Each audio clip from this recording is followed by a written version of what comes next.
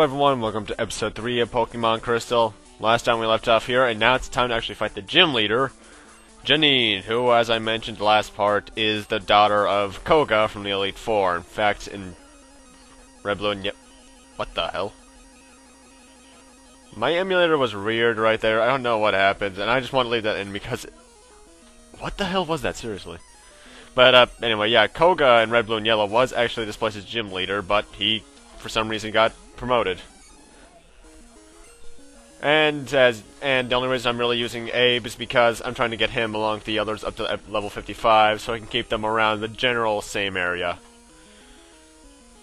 Give or take 2 levels later on in, somewhere. I think it's in the next gym.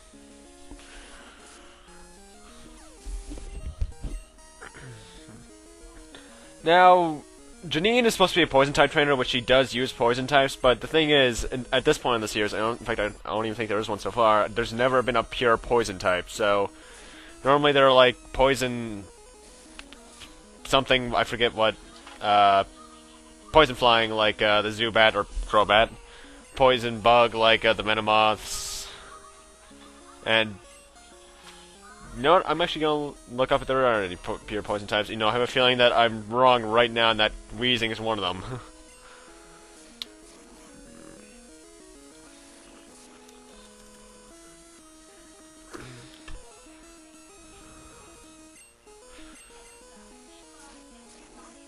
Yep, Weezing is pure poison. I was dead wrong at that. Wow. Shows how much I know.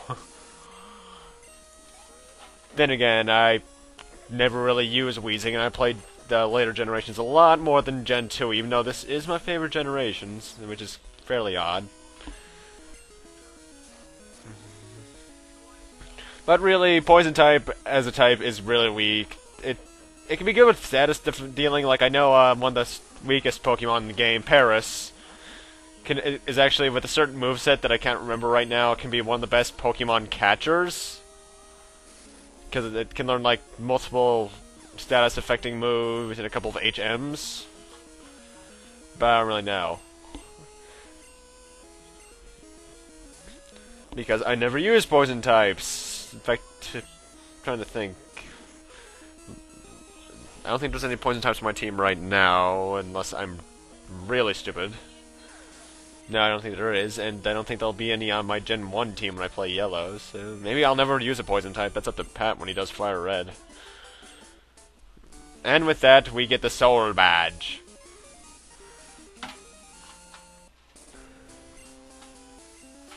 And we get the Toxic TM.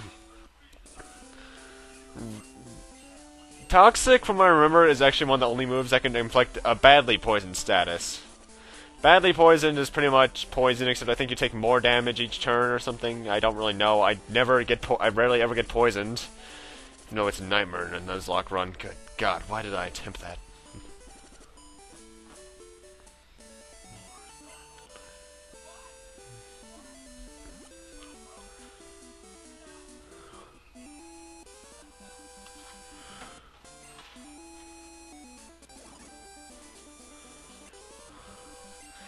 And now we're actually getting towards one of the more unique areas in these games. You know, I think every game has one. Welcome to Cycling Road. Now, as you saw there, I went straight down. I wasn't doing that. I was holding nothing on the controller. And the reason I'm moving so slow on the bike is because this is technically supposed to be an uphill climb, and it slows you down dramatically. Although I think you go the same speed when going down, so what the sense make? And since I want to fight trainers, I decided to go this route instead. And we actually get a call from the bike shop, saying that their bike sales have gone through the roof, and now that pretty much the bicycle is ours, as a way of saying thanks. Too bad, I don't think you can even bring it back to them, so they were gypped out of a bike either way.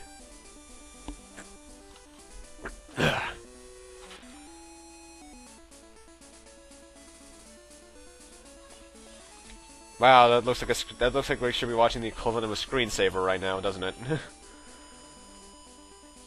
To be honest, actually, in that patch of grass right there is one of the only places in the game you can catch a Doduo Pokemon, which is by far the best normal flying type, especially when it evolves, even though It's odd because it flies, yet it has no wings. And that pool of water right there is the only place in the game, well, at least in Gen 1, that you can catch a Grimer.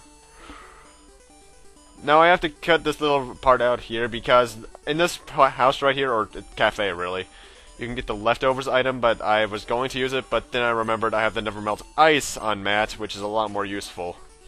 Leftovers regenerates your HP every turn. A little bit. Now if you could talk to that guy right there, he says that there's a lot of women in this gym, which leads me to believe that he is Master Roshi in the Pokemon universe for some reason. And unlike the Gen 1 version of this place, you cannot avoid any of these traders except for one of these two, but me being insane, I fight them all.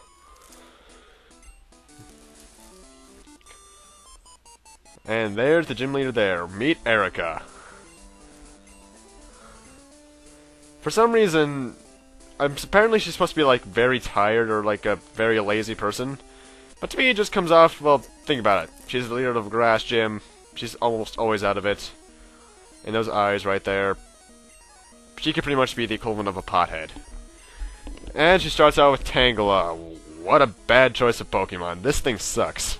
From what I've heard, its evolution in Tangrowth is somewhat good, but I never used it. Then again, Tangrowth didn't even exist in this generation, so... yeah. Really, if you have a Fire-type Pokemon, you should almost have no excuse for losing unless it's a really low-leveled one. Oh, come on, that experience bar's all the way full, and you know it is. Watch me only had like one EXP left. And Blossom, actually. This is one of the newer Pokemon to enter the game. It evolves when I think you use a Sunstone on... Sunstone or something on, Gloom, but the thing is, this was actually one of the very first Gen 2 Pokemon, shown. You know, I think, Meryl, or Peekaboo, as people called it back then, was the very first to be seen, or was it, Snubble? Really, Erica's team is pretty easy. Jumpluff is Jumpluff is a Pokemon in itself that is really fragile. But then again, grass types in general are pretty fragile. Heck, a majority of them are weak to their own moves if it's grass poison.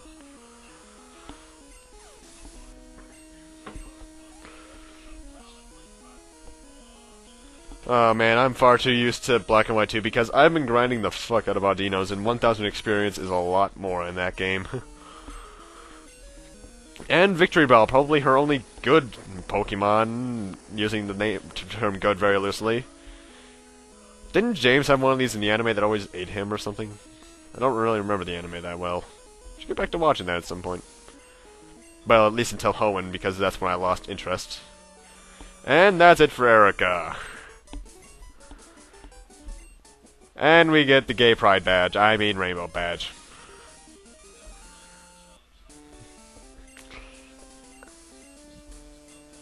To be honest, I'm surprised that they got away with some of this stuff. There's probably some sort of in-joke I could make. I'm trying to remember. From what I've read, the Rainbow Badge is called something different in Japan. I don't know what it is. But that could just be my knowledge really going bad on me. You know what? Let's see. Firefox. By the way, up here, I'm going to be cutting back to Vermilion once I enter the Pokemon Center, so... I will see you guys in Vermilion City! There we go. Now in two parts, actually, because the next part's really going to be dedicated to the final gym leader, really. We're actually going to be heading back into that specific Pokemon Center for something, but not right now. Now, remember that Pokemon... Now, remember the radio expansion we got like 2 parts ago? This is the reason you need it. This Snorlax is in your way. You have to bring it onto the Pokeflute channel, which is one of the last channels in the thing. Exit out of the Pokegear and talk to the Snorlax. Now, I do catch the Snorlax, but I didn't want to show it because it took like 15 minutes by itself, so... yeah, I caught it. And I did nickname it something, but... and then people Skyped me.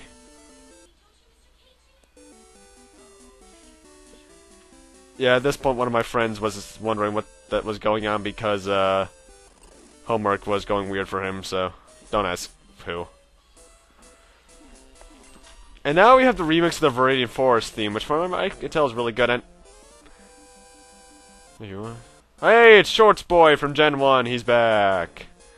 And welcome to Pewter City, one of my favorite towns in the game. Now immediately go up to this guy and talk to him for something. Talking to him will give you the Silver Wing, which we need to catch a legendary.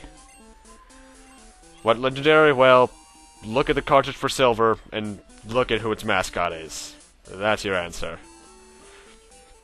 And now here in Pewter, there's only really one thing to do besides getting that. I think there's another thing you could do with Steven from Gen 3 in the museum in the remake, but not in this gen. And that's Pewter Gym, which is still pathetically easy. There's only 2 trainers in here. Oh, hi, Brock.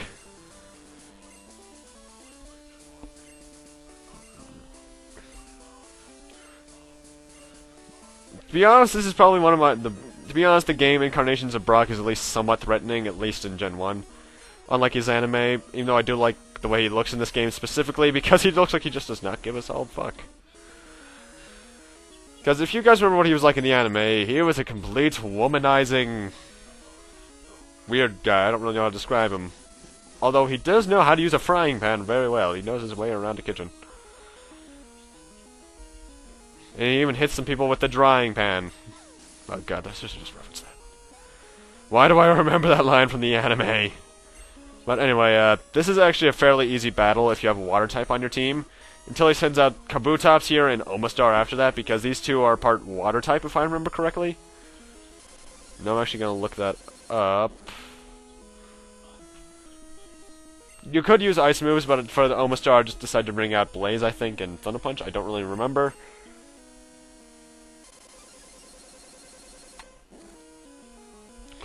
Let's see. Kabutops is rock water. Yes, I was correct. And Omastar is rock water. Wow, the fossil Pokemon were rock water in Gen 1. I completely didn't even realize that.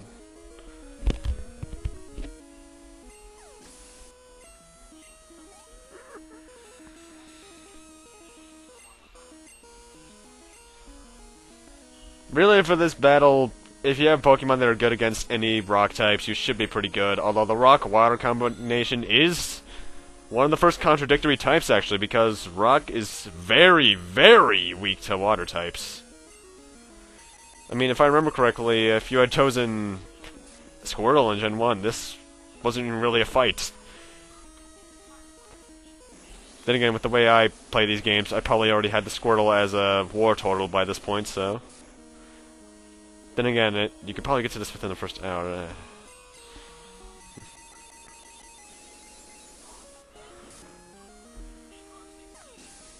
And really with that, Brock is no longer a threat. He's down to his final 2 Pokemon, which are both, why'd I send up Blaze? Oh, dear God, I forgot about that. Yeah, I was used to Matt being there, and I just made a mistake. But if you have a water type, this is not a threatening battle in the least.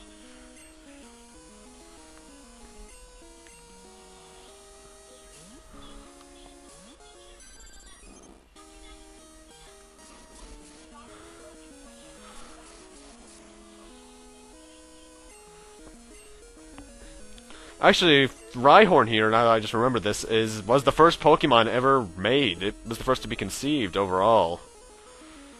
It's useless trivia, but it's fun little facts like that make me love this series so much. Like, for instance, certain Pokemon that showed up in the Gen 1 before Gen 2 even existed, like Ho-Oh in the first episode of the anime and such. You'll find out who Ho-Oh is 2 parts from now, I'd say. But, there were originally supposed to be 190 or so Pokemon in the original game. But they decided around 150, I'm guessing for space limitations or something.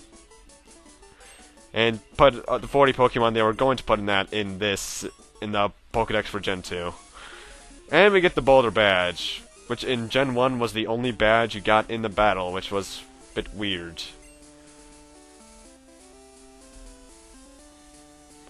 So anyway, I'm going to have to end this off here, actually. Since we took down 3 gym leaders in one part, I'd say that's a good enough progress for one episode. thank you guys for watching. Rate, comment, subscribe, all that kind of stuff. And next time on Let's Play Pokemon Crystal, we'll continue on in Kanto, head over to the right to Mount Moon to see what awaits us there, then head towards the final gym in the game. Oh, that's going to be fun. Well, at least what I'm going to be doing afterwards is. I'll see you guys then.